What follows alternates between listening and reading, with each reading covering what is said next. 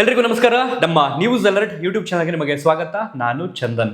Present ನಾನು ವೈಯಕ್ತಿಕವಾಗಿ ಈ ಡಿಸೆಂಬರ್ ತಿಂಗಳಲ್ಲಿ 2 ಬಹುನಿರೀಕ್ಷಿತ ಸಿನಿಮಾಗಳಿಗೆ ಕಾಯ್ತಾ ಇದ್ದೀನಿ. ಒಂದು ಸಿನಿಮಾ ಬಂದು ಡೆವಿಲ್, ಮತ್ತೊಂದು ಸಿನಿಮಾ ಬಂದು ಮಾರ್ಕ್. ನೀವು ಯಾವ ಯಾವ ಸಿನಿಮಾಗಳಿಗೆ ವೆಯ್ಟ್ ಮಾಡ್ತಾ ಇದ್ದೀರಿ ಅಂತ ಕಾಮೆಂಟ್ ಮಾಡಿ. ಪ್ರೆಸೆಂಟ್ ಇವತ್ತು ಡೆವಿಲ್ ಸಿನಿಮಾದ ಟ್ರೈಲರ್ ಸಾರಿಗಾಮ ಯೂಟ್ಯೂಬ್ ಚಾನಲ್ನಲ್ಲಿ ಬೆಳಗ್ಗೆ 10 ಗಂಟೆ 5 ನಿಮಿಷದಲ್ಲಿ ರಿಲೀಸ್ ಆಗಿದೆ. ಯಾರಾದರೂ ಹೋಗಿ ನೋಡಿಲ್ಲ ಅಂತಂದ್ರೆ ನೋಡಿ. ಪ್ರೆಸೆಂಟ್ ನಾನೀಗ ವಿಡಿಯೋ ಮಾಡ್ತಿರುವಂತಹ ಈ ಸಮಯದಲ್ಲಿ ಆ ಒಂದು ಟ್ರೈಲರ್ ಆಲ್ರೆಡಿ 1 ಮಿಲಿಯನ್ ವೀಕ್ಷಣೆಯನ್ನು ಪಡೆದುಕೊಂಡು ಮುನ್ನುಗ್ತಾ ಇದೆ. ಅಭಿಮಾನಿಗಳು ಆ ಒಂದು ಟ್ರೈಲರ್ ಅನ್ನ ಹೇಗಾದ್ರೂ ಮಾಡಿ 24 ಅವರ್ಸ್ ಒಳಗಡೆ 500K likes, 100K comments, 20 million ವ್ಯೂಸ್ನ ಹೇಗಾದ್ರೂ ಮಾಡಿ ರೀಚ್ ಮಾಡಿಸ್ಬೇಕು ಅನ್ನೋ ಒಂದು ಖುಷಿ ಸಂಭ್ರಮದಲ್ಲಿ ಆಚರಿಸ್ತಾ ಇದ್ದಾರೆ. ಮತ್ತೊಂದು ಖುಷಿ ಏನು ಅಂತಂದ್ರೆ ಇದೇ ಡಿಸೆಂಬರ್ 11ನೇ ತಾರೀಕು ಗುರುವಾರ ರಿಲೀಸ್ ಆಗ್ತಿರೋದ್ರಿಂದ ಕೇವಲ 5-6 ದಿನಗಳು ಬಾಕಿ ಇರೋದ್ರಿಂದ ಓಪನಿಂಗ್ ದೊಡ್ಡ ಮಟ್ಟದ ಸಕ್ಸಸ್ ಅನ್ನ ಈ ಸಿನಿಮಾಗೆ ತಂದುಕೊಡ್ಬೇಕು ಅನ್ನೋ ನಿರೀಕ್ಷೆಯಲ್ಲಿ ಫ್ಯಾನ್ಸ್ ಇದ್ದಾರೆ. ಆದ್ರೆ ಬೇಸರವೂ ಕೂಡ ಇದೆ. ಯಾವ ಸಿನಿಮಾ ಇಷ್ಟೊಂದು ದೊಡ್ಡ ಮಟ್ಟದಲ್ಲಿ ಸಂಭ್ರಮ ಪಡ್ಕೊಂಡು ನಾವು ಸೆಲೆಬ್ರೇಟ್ ಮಾಡಬೇಕು ಅನ್ಕೊಂಡಿದೀವಿ, ಆ ಸಿನಿಮಾದ ನಾಯಕ ನಟನೆ ನಮ್ಮ ಜೊತೆಯಲ್ಲಿ ಇಲ್ವಲ್ಲ ಅನ್ನುವಂತಹ ಬೇಸರ ಅಭಿಮಾನಿಗಳಿಗೆ ಹಾಗೆ ವೈಯಕ್ತಿಕವಾಗಿ ನನಗೂ ಕೂಡ ಇದೆ. ಓಕೆ, ಈಗ ಟ್ರೇಲರ್ ಹೇಗಿದೆ ಅನ್ನುವಂಥದ್ದನ್ನ ಟು ಬಿ ಆನೆಸ್ಟ್ ರಿವ್ಯೂ ಮಾಡೋದಕ್ಕೆ ನಾನು ಪ್ರಯತ್ನ ಪಡ್ತೀನಿ. ಅದಕ್ಕೂ ಮೊದಲೇ ಯಾರಾದರೂ ಹೊಸಬ್ರು ನಮ್ಮ ಚಾನಲ್ಗೆ ಫಸ್ಟ್ ಟೈಮ್ ಒಂದು ಭೇಟಿ ಕೊಟ್ಟು ಈ ಒಂದು ವಿಡಿಯೋವನ್ನು ನೋಡ್ತಾ ಇದ್ರೆ ಸಬ್ಸ್ಕ್ರೈಬ್ ಮಾಡ್ಕೊಳ್ಳಿ, ಪಕ್ಕದಲ್ಲಿರುವಂಥ ಬೆಲ್ ಐಕಾನ್ ಅನ್ನ ಕ್ಲಿಕ್ ಮಾಡಿ.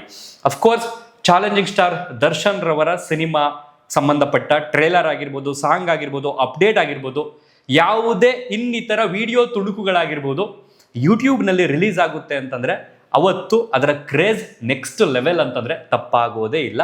ಇದು ಆ ವ್ಯಕ್ತಿಗೆ ಇರುವಂತಹ, ಫ್ಯಾನ್ಸ್ಗಳಿಗೆ ಇರುವಂತಹ ಒಂದು ತಾಕತ್ ಅಂತಂದ್ರೆ ತಪ್ಪಾಗೋದೇ ಇಲ್ಲ. ಯಾಕಂತಂದ್ರೆ ನಾವು ಯಾವುದೇ ಟ್ರೇಲರ್ ತಗೊಳ್ಳಿ, ಯಾವುದೇ ಸಿನಿಮಾ ತಗೊಳ್ಳಿ, ಕೆಲವೊಂದು ಸಿನಿಮಾಗಳು ದೊಡ್ಡ ಮಟ್ಟದ ಬ್ಲಾಕ್ ಬಸ್ಟರ್ ಆಗಿದ್ದಾವೆ, ಕೆಲವೊಂದು ಫ್ಲಾಪ್ ಆಗಿದ್ದಾವೆ. ಆ ಫ್ಲಾಪ್ ಆಗಿರುವಂತಹ ಸಿನಿಮಾಗಳ ಟ್ರೈಲರ್ಗಳು, ಸಿನಿಮಾಗಳ ಸಾಂಗ್ಸ್ಗಳು ಆ ದೊಡ್ಡ ಮಟ್ಟದ ರೀಚ್ ಆಗುತ್ತಲ್ಲ ಯೂಟ್ಯೂಬ್ ಅಲ್ಲಿ, ಆ ಕ್ರೇಜ್ಗೆ ಮಾತ್ರ ಕೊನೆಯೇ ಇಲ್ಲ ಅಂತ ಹೇಳಿದ್ರೆ ತಪ್ಪಾಗೋದಿಲ್ಲ. ಓಕೆ, ಈಗ ಟ್ರೈಲರ್ ಯಾಕೆ ಅಂತಂದ್ರೆ ಯಾವುದೇ ಒಂದು ಸಿನಿಮಾ ರಿಲೀಸ್ ಆಗ್ತಾ ಇದೆ ಅಂತಂದ್ರೆ ಅದೊಂಥರ ಇನ್ವಿಟೇಷನ್ ಇದ್ದಂಗೆ. ನಮ್ಮ ಸಿನಿಮಾನ ನೀವು ಯಾಕೆ ನೋಡಬೇಕು, ಸಿನಿಮಾಗೆ ನೀವು ಯಾಕೆ ಬರಬೇಕು ಅನ್ನೋದಕ್ಕೆ.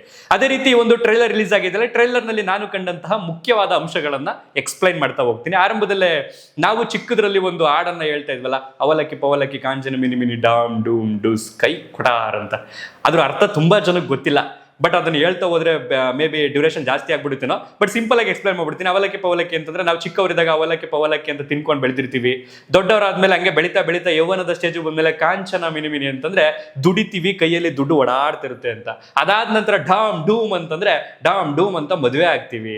ಮದುವೆ ಆದ ನಂತರ ಏನಾಗುತ್ತೆ, ಮಕ್ಕಳು ಮರಿ ಹುಡ್ತವೆ. ಅದಾದ್ಮೇಲೆ ಏನು, ಟುಸ್ ಕೈ ಕೊಡಾರ್ ಅಂದ್ರೆ ಒಬ್ಬ ಮನುಷ್ಯನ ಜೀವನ ಹಿಂಗ್ ಬಿದೋಗುತ್ತೆ ಅನ್ನೋಂಥದ್ದನ್ನ ಆ ಒಂದು ಹಾಡನ್ನ ನಾವು ಚಿಕ್ಕದ್ರಲ್ಲಿ ಆಡ್ತಾ ಇದ್ದು. ಅದಕ್ಕೆ ಸಂಬಂಧಪಟ್ಟಾಗೆ ಒಂದು ವಿಶ್ಲೇಷಣೆ.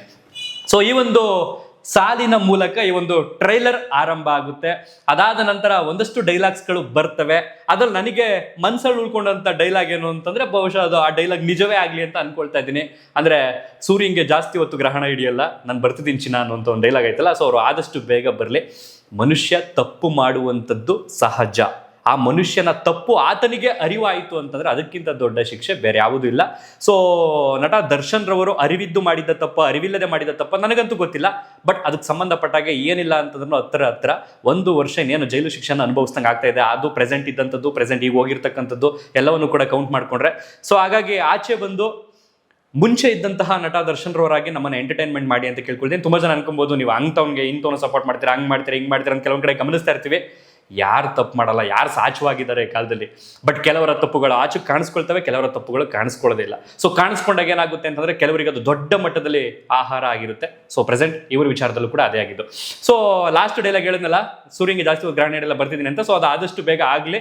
ನಾನು ನಿರೀಕ್ಷೆ ಮಾಡಿದ್ದೇನೆ ಅಂತಂದ್ರೆ ಸಿನಿಮಾ ರಿಲೀಸ್ ಆಗೋದ್ರೊಳಗಡೆ ರಿಲೀಸ್ ಆಗ್ಬೋದೇನೋ ಅವರೂ ಅಂತ ಎಕ್ಸ್ಪೆಕ್ಟ್ ಮಾಡಿದೆ. ಬಟ್ ನೋ, ಆ ಥರ ಕಾಣಿಸ್ತಿಲ್ಲ. ಆ ರೀತಿಯ ಯಾವುದೇ ರೀತಿಯ ವಿಚಾರಗಳು ಕೂಡ ಎಲ್ಲೂ ಕೂಡ ಕಾಣ್ತಿಲ್ಲ. ಬಟ್ ನೆನ್ನೆ ಅವರಿಗೆ ಜೈಲಿನಲ್ಲಿ ಟಿವಿ ಏನೋ ಅನೌನ್ಸ್ ಮಾಡಿದ್ದಾರೆ ಅಂತ, ಟಿವಿ ಕೊಡಿ ಅಂತ ಕೋರ್ಟ್ ಕಡೆಯಿಂದ. ಸೊ ಅವರು ಬೇಡಿಕೆ ಇಟ್ಟಿದ್ದಕ್ಕೆ.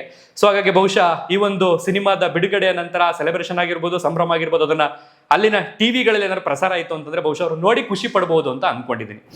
ಸೊ ಓಕೆ, ಈಗ ಟ್ರೈಲರ್ ಬಂದ್ಬಿಡೋಣ. ಈಗ ನನಗೆ ನೋಡ್ತಾ ಇದೇನು ಪೂರ್ತಿ ಹೀರೋನೇ ಕಾಣಿಸ್ತವ್ರಲ್ಲಪ್ಪ, ವಿಲನ್ ಇಲ್ವಲ್ಲಪ್ಪ.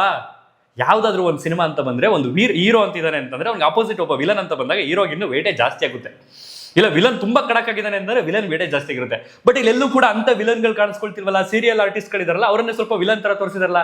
ಯಾರಿರ್ಬೋದು ವಿಲನ್ನು? ಸೊ ಕೆಲವರಿಗೆ ಟ್ರೈಲರ್, ಕೆಲವರಿಗೆ ಯಾಕೋ ಟ್ರೈಲರ್ ಅಷ್ಟು ಇಷ್ಟ ಆಗ್ತಿಲ್ಲ ಅಂತ ಯಾಕೆ ಅಂತಿದ್ರು ಅಂತಂದ್ರೆ ಅಲ್ಲಿ ವಿಲನ್ ಕಾಣಿಸ್ತಾ ಇಲ್ಲ. ವಿಲನ್ ಕಂಡಾಗ ಅದಕ್ಕೊಂದು ಪವರ್ ಆಗಿ ಸಿಗುತ್ತೆ ಆ ಹೀರೋಗೆ, ಆ ಪಾತ್ರಕ್ಕೆ, ಆ ಎರಡೂ ಪಾತ್ರಗಳು ಮುಖಾಮುಖಿಯಾದಾಗ. ಸೊ ಹಾಗಾಗಿ ಇಲ್ಲಿ ಜಾಸ್ತಿ ಹೇಳ್ತಾ ಹೋದ್ರೆ ಬಹುಶಃ ಅದು ಸ್ಪಾಯ್ಲರ್ ಆಗ್ಬಿಡ್ಬೋದು, ಹಾಗಾಗಿ ಏನು ಹೇಳಲ್ಲ. ಸೊ ಹೀರೋನೇ ವಿಲನ್ ಆಗಿರ್ಬೋದು, ವಿಲನ್ನೇ ಹೀರೋ ಆಗಿರ್ಬೋದು, ಗೊತ್ತಿಲ್ಲ, ಕಾದ್ ನೋಡೋಣ ನಾವು. ಸೊ ಹಾಗಾಗಿ ನಿನ್ನ ಪೂರ್ತಿ ಅರ್ಥ ಮಾಡ್ಕೊಳಕ್ಕೆ ಆಗ್ತಿಲ್ವಲ್ಲೋ, ನೀನು ನೋಡಕ್ಕೆ ಆಗ್ತಿಲ್ವಲ್ಲೋ ಅಂತ ಹೀರೋಯಿನ್ ಒಂದು ಡೈಲಾಗ್ ಬರುತ್ತೆ. ಸೊ ಹಾಗಾಗಿ ಅವೆಲ್ಲವನ್ನು ಕೂಡ ನೋಡಿದ್ರೆ ಬಹುಶಃ ಟ್ವಿಸ್ಟ್ಗಳಿದಾವೆ ಅಂತ ಅನ್ಕೊಂಡಿದ್ದೀನಿ. ಸೊ ಅದೆಲ್ಲದರ ಜೊತೆಗೆ ಎಲ್ಲೋದ್ರೂ ಬರ್ತಿರಲ್ರು ಅಂತ ಅದು ನನ್ಗೆ ಬಾಯಿ ಬಿಟ್ಟು ಹೇಳ್ಬೇಕಾಗಿಲ್ಲ, ತುಂಬ ಜನಕ್ಕೆ ಗೊತ್ತೋದು ಯಾರಿಗೆ ಹೇಳಿರೋದು ಅಂತ. ಅರ್ಥ ಆಗೋರ್ಗೆ ಅರ್ಥ ಆದರೆ ಓಕೆ ಅದು. ಸೊ ಅದಾದ ನಂತರ ನನಗೆ ನೋಡ್ತಾ ನೋಡ್ತಾ ಈ ಪ್ಯಾಟರ್ನಲ್ಲಿ ಇವ್ರದೇ ನಾಯಕತ್ವದಲ್ಲಿ ಒಂದು ಸಿನಿಮಾ ನೋಡ್ಬಿಟ್ಟಿದ್ದೀವಲ್ಲ, ಬಾಸ್ ಸಿನಿಮಾವನ್ನ ಅಂತಲೂ ಕೂಡ ಅನ್ಕೊಂಡೆ. ಯಾಕಂತಂದ್ರೆ ಅದರಲ್ಲಿ ಡ್ಯುಯಲ್ ಕ್ಯಾರೆಕ್ಟರ್ ಇರುತ್ತಲ್ಲ, ಸೇಮ್ ಇದೇ ಥರ ಇರ್ತಾರೆ. ಸೊ ಹಾಗಾಗಿ ನೋಡೋಣ ಇದರಲ್ಲಿ ಏನಾದ್ರು ಬೇರೆ ಡಿಫ್ರೆಂಟ್ ಇದೆಯಾ ಅಂತ ಅನ್ಕೊಂಡಿದ್ದೀನಿ. ಎಲ್ಲ ಅನ್ಕೊಂಡಂಗಾಗಿದ್ರೆ ಬಹುಶಃ ಡಿಸೆಂಬರ್ 2024ಕ್ಕೆ ಈ ಒಂದು ಸಿನಿಮಾ ರಿಲೀಸ್ ಆಗಬೇಕಾಗಿತ್ತು.